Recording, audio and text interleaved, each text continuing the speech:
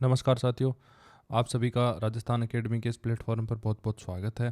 देखिए साथियों, अगर आप राजस्थान के किसी भी कोई भी कंपटीशन की तैयारी कर रहे हैं या किसी अन्य स्टेट पीसीएस की तैयारी कर रहे हैं तो ज़रूर आप हमारे यूट्यूब चैनल को सब्सक्राइब कर लीजिए और हमारे वीडियो को लाइक कीजिए, क्योंकि हम कंपटीशन से संबंधित सभी विषयों के बारे में हम आपको फ्री में पढ़ाएंगे। ठीक है साथियों, तो चलिए शुरू करते हैं आज की क्लास। आज अपन बात करते हैं मौर्यकालीन कला के बारे में। ठीक है साथियों, इसका अपन सबसे पहले देख लेते हैं सामान्य परिचय। अब देखो इसमें ये है, ये देखते हैं अपन। देखो क्या है, मौर्य काल भारतीय इतिहास की राजकीय संरक्षण प्रथम विकसित कला मानी जाती है। साथियों, मौर्यकालीन जो कला थी ना, ये प्रथम राजकीय संरक्षण प्राप्त कला थी। हाँ, कला का विकास पहले हो चुका था, परंतु उसको राजकीय संरक्षण प्राप्त नहीं था। जो मौर्यकालीन कला थी उसको राजकीय संरक्षण प्राप्त था। मौर्य काल में पहली बार बड़े पैमाने पर पत्थर पाषाण का उपयोग हुआ। इसी काल में पैमाने पर कला के लिए पत्थर का उपयोग हुआ। इससे पूर्व घास इससे पूर्व मुख्यतः घास फूस, मिट्टी और ईंट लकड़ी का उपयोग किया जाता था। इससे पहले ये घास फूस, मिट्टी, लकड़ी, इन सब पे अपनी कला लोग दिखाते थे और मौर्य काल में बड़े स्तर पर पत्थर का उपयोग किया जाने लगा। पाषाण काल के उपयोग प्रारंभ सीमित उदाहरण है, जैसे हड़प्पा और धोलावीरा सभ्यता में मिलता है, परंतु इसका व्यापक विकास मौर्य काल में। हाँ, पहले उपयोग तो मिला था कला का इनके अवशेष तो मिलते हैं ये हड़प्पा और धोलावीरा में, परंतु इनका व्यापक रूप मौर्य काल में हुआ था।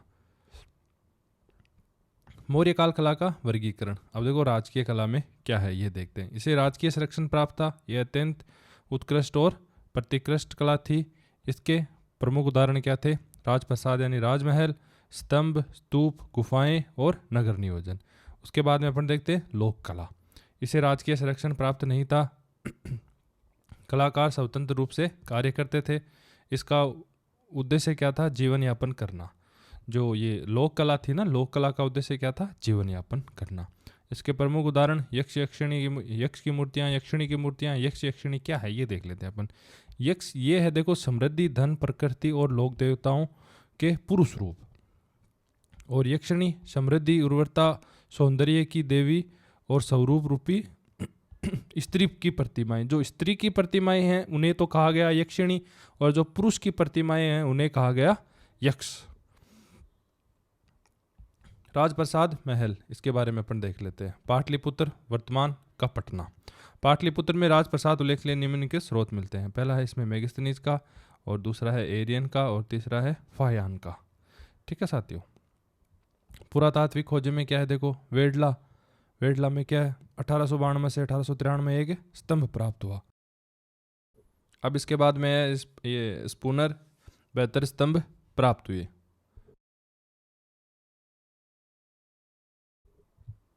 और उसके बाद में है अल्तेकर एवं मिश्रा, 8 स्तंभ प्राप्त हुए। और इसमें क्या है, फोर्थ में है देखो, कुम्हार पटना के निकट कुम्हरार, यहाँ 80 स्तंभों वाला एक विशाल सभा भवन मिला है। यह मौर्य काल स्थापत्य कला का एक महत्वपूर्ण उदाहरण है। अब आगे देखते हैं अपन। देखो इसमें आगे अपने को क्या देखना है। बुलंदी बाग पटना, इसमें ये क्या है क्या नहीं, इसके बारे में अपन चर्चा करते हैं। बुलंदी बाग पटना के बारे में, यह पटना के स्थित नगर है।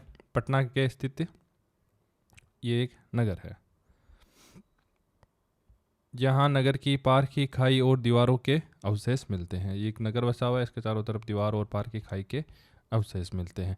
इसका उत्खनन का कार्य किसने करवाया? इसका उत्खनन का कार्य करवाया था स्पूनर ने 1915 में करवाया था। ठीक है साथियों, अब इसकी विशेषताएं क्या है? इस जो ये बुलंदी बाग जो पटना में स्थित मिला है, जो एक पार्क ही मिला है, नगर की पार्क की खाई, नगर के दीवार के जो अवशेष मिले हैं, इनकी विशेषता क्या है? मतलब ऐसे अपन मान सकते हैं इसमें यहाँ पर एक महल मिला है। अब बुलंदी बाग पटना में जो महल मिला है, इसकी विशेषता क्या है? लकड़ी के स्तंभों की दीवार है। जो स्तंभ बने हैं वो किसके हैं? लकड़ी के स्तंभ है। विकसित जल निकासी प्रणाली है। विकसित जल निकासी प्रणाली है। लोहे की किलों का भी उपयोग किया गया है। लोहे की चादरों का भी उपयोग किया गया है। जलरोधी व्यवस्था है। फायान का क्या मत है? फायान ने पाटलिपुत्र के राजप्रसाद को देखकर कहा था कि इसे देवताओं और राक्षसों ने बनाया होगा, अर्थात इसकी भव्यता असाधारण थी। ये बहुत ही ज़्यादा पूरा महल था ये। ठीक है साथियों, आगे अपन देखेंगे इसको। विदेशी प्रभाव में देखो, स्पूनर के अनुसार मौर्य स्थापत्य कला पर ईरान के हखामनी साम्राज्य का प्रभाव था। विशेष रूप से पर्शिय पोलिशी तथा शूशा के महलों के समानता दिखाई देती है। अशोक के स्तंभ। अशोक ने अपने साम्राज्य में केवल स्तंभ स्थापित करवाए थे। परंपरागत रूप से 30 स्तंभों का उल्लेख मिलता है। वर्तमान में लगभग 20 स्तंभों के ही अवशेष उपलब्ध हैं। और फाइयान ने 6, हेनसांग ने 15 स्तंभों का उल्लेख करवाया था। इसके बाद में देखते हैं वैशाली स्तंभ। वैशाली का अशोक स्तंभ एकादशी एक ही पत्थर से निर्मित है। इसे शीर्ष भाग पर एक सिंह बना हुआ है। यह स्तंभ स्वतंत्र है। यह बिहार के वैशाली में स्थित है। ठीक है साथियों, कहाँ पर स्थित है वैशाली स्तंभ? ये बिहार के वैशाली में स्थित है। ये एकादश स्तंभ बना हुआ है, एक ही पत्थर पर निर्मित है। इसके शीर्ष भाग पर सिंह बना हुआ है। ठीक है साथियों, अब देखते हैं मौर्यकालीन कला। इसमें क्या है? प्रस्तुत मूर्तियाँ। मौर्य काल में पहली बार बड़े पैमाने पर पत्थर का उपयोग हुआ। उसके बाद बौद्ध धर्म के प्रचार हेतु स्तूपों, ये वेदिकाओं तथा पशु आकृतियों का निर्माण करवाया गया। स्तूपों के चारों ओर प्रस्तर वेदिका। प्रारंभ में वेदिकाएं लकड़ी की बनाई जाती थी, बाद में इन्हें पत्थरों की बनाए जाने लगा। इनका उद्देश्य पवित्र क्षेत्र को सुरक्षित करना और प्रदक्षिणी पथ को अलग करना। और बोध गया की वेदिका, इसके बारे में देखते हैं। भारत में सबसे प्राचीन प्रस्तर वेदिकाओं में से एक मानी जाती है। कौन सी वेदिका? बोध गया की वेदिका। इसमें सुंदर नक्शारी एवं बौद्ध प्रतीकों का अंकन मिलता है। बौद्ध वृक्ष के आसपास सुरक्षा घेरा बनाया गया था। बोधिमंडल, वह स्थान जहाँ बुद्ध को ज्ञान प्राप्त हुआ था, इसे बोध गया में महाबोधि मंदिर परिसर के भीतर माना जाता है। यह बौद्ध धर्म का अत्यंत पवित्र स्थल है। और आगे इसमें देखते हैं ये क्या है? कंगनहल्ली। ये कहाँ पर स्थित है? कर्नाटक में स्थित है। अब देखो यहाँ पर अपने को क्या मिलता है। यह अशोक की मानव मूर्ति प्राप्त हुई है। इसे अशोक की दुर्लभ प्रतिमाओं में से माना जाता है। अशोक की दुर्लभ प्रतिमाएं कहाँ से मिली है? कर्नाटक के कंगनहल्ली में मिली है। यह ब्राह्मी लिपि में रायो अशोक, राजा अशोक लिखा हुआ है। ठीक है साथियों, अब देखो धौली का हाथी, ओडिशा। इसे गजोतम भी कहा जाता है। यह चट्टान से निकलती हुई एक हाथी की आकृति है। इसे अशोकाकालीन शिल्प कला का उत्कृष्ट उदाहरण माना जाता है। अशोकाकालीन शिल्प कला का उत्कृष्ट उदाहरण कौन सा है? धौली का हाथी, जो एक चट्टान को काटकर बनाई हुई है। इसमें देखने पर ऐसे प्रतीत होता है कि कोई हाथी निकल रहा है किसी पर्वत से। यह कलिंग युग के बाद की कला में जुड़ा हुआ है। अब देखते हैं लोक कला। लोक कला को राजकीय संरक्षण प्राप्त नहीं था। कलाकार स्वतंत्र रूप से कार्य करता था। प्रमुख स्थल इसमें क्या है? विदिशा मध्य प्रदेश में, नौहर भरतपुर राजस्थान में, ग्वालियर मध्य प्रदेश में, और बेराट राजस्थान में, और मेहरौली दिल्ली में। और इसके बाद में परमख मथुरा उत्तर प्रदेश। यहाँ से मणिभद्र यक्ष की मूर्ति प्राप्त हुई है। यह मौर्यकालीन लोक कला का महत्वपूर्ण उदाहरण है। और कुबेर धन के देवता को माना जाता है। उत्तर भारत में कई क्षेत्रों में इनकी पूजा भी होती थी। दीदारगंज यक्षिणी पटना, इसे चामरग्राहिणी यक्षिणी कहा जाता है। दीदारगंज पटना यक्षिणी को चामरग्राहिणी यक्षिणी भी कहा जाता है। यह मौर्यकालीन पोलिश का उत्कृष्ट उदाहरण है। केपी जायसवाल ने इसका विशेष उल्लेख किया है। और लोहानीपुर पटना में, यहाँ से 2 जैन तीर्थकारों की मूर्तियाँ प्राप्त हुई है। इन पर मौर्यकालीन चमकदार पॉलिश दिखाई देती है। और ये आगे अपन देखते हैं वल्लेकूप, छल्लेदार कूप। ये क्या है? इसके बारे में अपन पढ़ते हैं। पहले इसका परिचय देख लेते हैं। इसे छल्लेदार कूप या कूप मंडल भी कहा जाता है। यह पक्की मिट्टी के गोल छल्लों को जोड़कर बनाया जाता था। ठीक है साथियों, उपयोग क्या होता था इनका? शौच व्यवस्था, जल निकासी, सिंचाई और अनाज भंडारण और घरेलू उपयोग में ये विभिन्न मौर्यकालीन नगरों से प्राप्त हुए हैं। अब देखो अपन देखते हैं मौर्यकालीन कला। अब अपन कुछ चित्र देखेंगे और उनके बारे में अपन विवरण पढ़ेंगे कि ये क्या है और कहाँ पर स्थित है। मौर्यकालीन कला। अशोक स्तंभ की संरचना ऊपर से नीचे तक अपन पढ़ेंगे। अब देखो ये है, पहला है सारनाथ के बारे में अपन पढ़ते हैं। सबसे पहले देखो शीर्ष भाग पर इसमें पशु किया करती है। और अब इसके बाद में देखो यहाँ पर क्या है? अबाकस यानी मेखला। इस पर धर्मचक्र और विभिन्न पशु अंकित है। अब देखो ये है मेखला। ठीक है साथियों, इस पे ये धर्म चक्र है और इस पे ये विभिन्न पशु अंकित है, पशु आकृति। और इसमें देखो सेकंड है अबाकस मेखला और तीसरा है इसमें उल्टा कमल। ये रहा इसमें उल्टा कमल। और इसमें आगे है यस्टनी लाट और चूना बलवा पत्थर और चमकदार मौर्य पॉलिश। ये देखो यहाँ पे थोड़ा बड़ा करके उल्टा कमल, ये देखो ये कमल है उल्टा। और ये यष्टलाट स्तंभदंड और चूना पत्थर और चमकदार मौर्य पॉलिश, अत्यंत उच्च कोटि की चमकदार पॉलिश। ठीक है साथियों, पशु की आकृति शीर्ष भाग पे है और अबास मेखला यानी ये बीच का भाग है, उल्टा कमल ये है और ये स्टील आर्ट और ये चूना बलवा पत्थर और चमकदार पॉलिश, ये स्तंभ है। अब देखो मौर्यकालीन स्तंभों के उदाहरण कौन कौन से, देखो वैशाली में एक स्तंभ है, एक आसंभ स्तंभ स्थित है। और आगे है देखो लोहिया नंदगढ़ स्तंभ, ये एक केला पिलर है। और ये सारनाथ स्तंभ, ये अपन ने अभी ऊपर देख लिया। और रामपुरवा स्तंभ, इसमें एक ये चित्र बना हुआ है इस प्रकार का, ये रामपुरवा स्तंभ। अपन अब आगे देखेंगे कि ये कहाँ पर स्थित है। ठीक है साथियों, अब देख लेते हैं रामपुरवा बिहार में स्थित है। ठीक है, ये अशोक स्तंभ है। यह स्तंभ चंपारण जिला बिहार के रामपुरवा में स्थित है, पशु की आकृति शीर्ष भाग पर है। इसमें देखो क्या है, देखो इस स्तंभ के शीर्ष पर बेल की आकृति बनी हुई है। बेल धर्म का, श्रद्धा का प्रतीक है। ठीक है साथियों, ये बेल की आपसे पूछ सकते हैं कि अशोक के स्तंभ में बेल की आकृति कौन से स्तंभ पर बनी हुई है। जो रामपुरा बिहार में स्थित है उसके ऊपर बेल की आकृति बनी हुई है। और जो सारनाथ का है उस पे बनी हुई है 4 सिए की आकृति। अब इसकी लंबाई देखो कितनी है, इसकी लंबाई है लगभग 12.2 मीटर, लगभग 40 फीट इसकी लंबाई है। और ये मेखला अभिकाश में, इसके नीचे गोलाकार पृष्ठीय मेखला, जिसमें ये तो देखो सेम ही, इस पे भी चक्र बना हुआ है और पशु बने हुए। उल्टा कमल, इसमें भी उल्टा कमल है। और अब देखो इसमें अपन ये देखते हैं कौन कौन से मेखला में कौन कौन से चित्र बने हुए हैं, कौन कौन से जानवरों के नाम भी पूछ सकते हैं आपके। एक और हाथी बना हुआ है, दूसरी ओर बैल बना हुआ है, 2 चित्र बने हुए। ठीक है साथियों, मध्य में धर्म चक्कर के 24 आ रहे हैं, ये धर्म चक्कर है, इसके 24 आ रहे हैं। बीच बीच में हंसा भी है, ये रहा। इस स्तंभ में क्या अंकित नहीं है वो देख लेते हैं। इस स्तंभ में इस स्तंभ पर कोई शिलालेख या लेख अंकित नहीं लिखा हुआ है, इन पे कोई भी लेख नहीं लिखा हुआ है। ठीक है साथियों, ये लाट स्तंभ केवल कलात्मक और प्रतीकात्मक उद्देश्य से स्थापित किया गया है। ठीक है साथियों,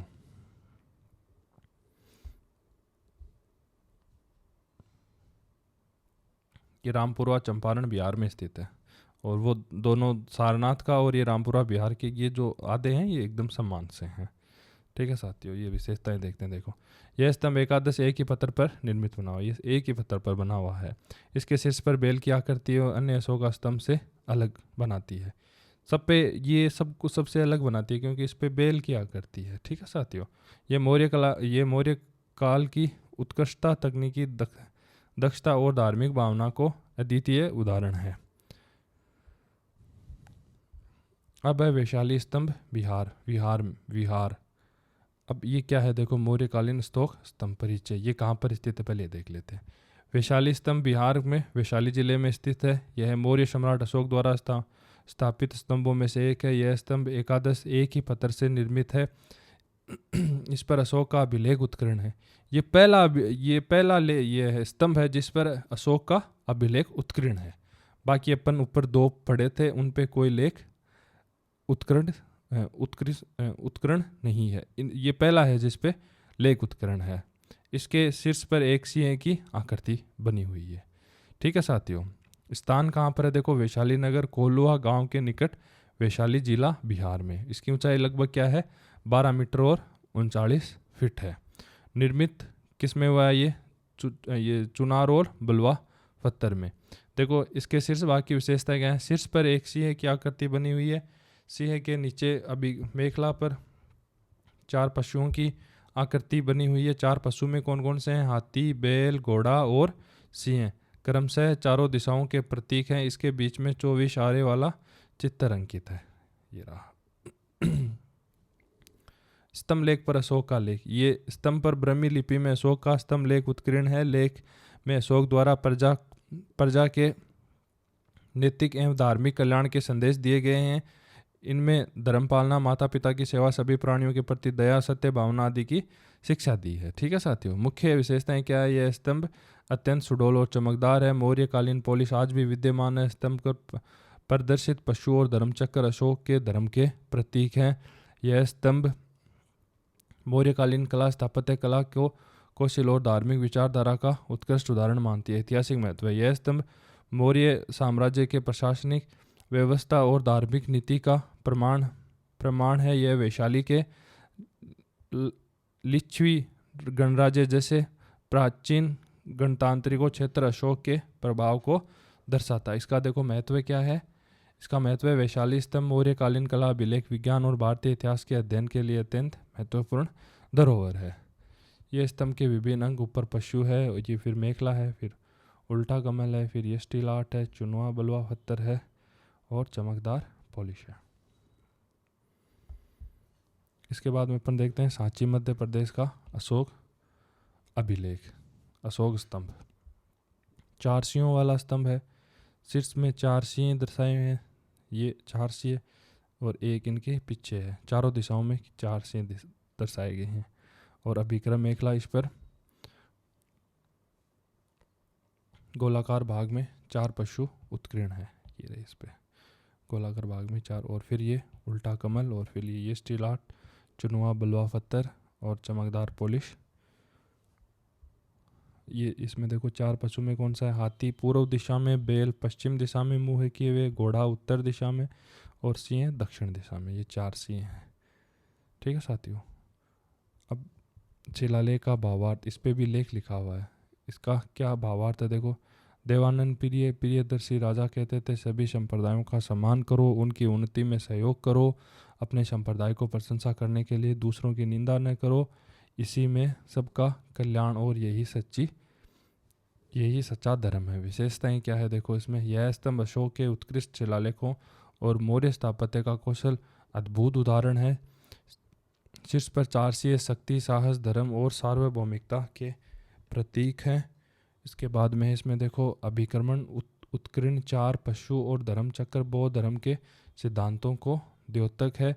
स्तंभ पर उत्कीर्ण शिलालेख अशोक के धार्मिक सहिष्णुता और नैतिकता और प्रशासनिक नीतियों को दर्शाता है। यह स्तंभ भारत की राष्ट्रीय धरोहर है और भारतीय गणराज्यों के राजचिन्ह सारनाथ जैसे शीर्ष से प्रेरित है। प्रशासनिक विचारधारा और सर्वोत्तम प्रमाण सांची का यह स्तंभ भारतीय इतिहास की कला और अध्ययन के लिए अत्यंत महत्वपूर्ण है।